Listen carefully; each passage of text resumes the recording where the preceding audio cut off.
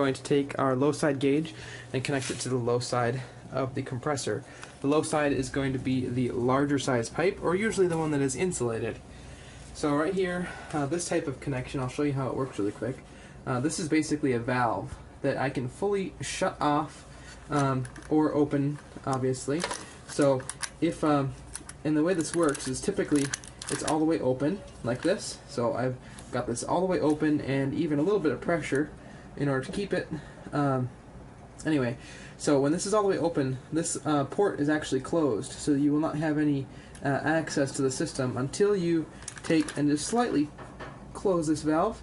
Just unseat this basically, just about that, like that, and that's all you needed to do in order to open up this port to the compressor. So now that we got that connected there, we're going to take our middle on here and just get it started like that, so it's still loose. And then we're going to want to bleed the air out of these lines, because there's probably some air that has gotten into the lines from the gauges. And so we're going to go ahead and open this just a little bit. You don't want to leak Freon into the atmosphere, so you just do it enough to get the air out of the line. And then you go ahead and tighten that fitting up. And now we're ready to open the valve on our tank. In this case, we are adding R22. So now this is upside down here. You want to make sure that your hose is hanging freely and not pressing up against anything too immediately after it comes off the tank, because we are going to weigh the amount of Freon that we're going to put into the system. Now I'm turning this on here.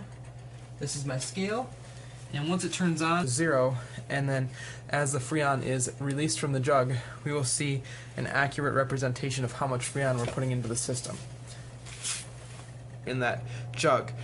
This is R22, but there are a lot of different types of Freon.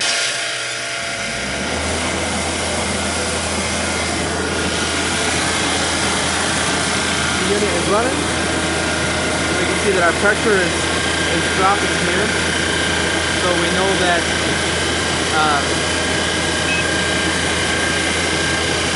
we are ready to add. So we're going to go ahead and crack this valve open.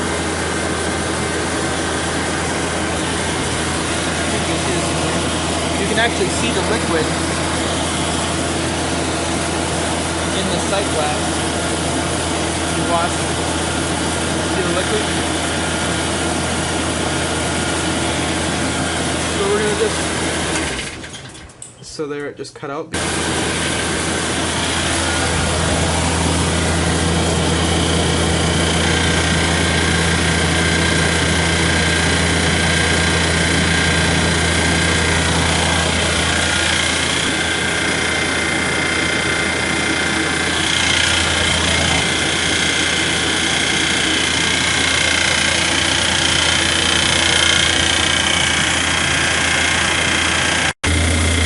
Now we're going to take a look at the sight glass here.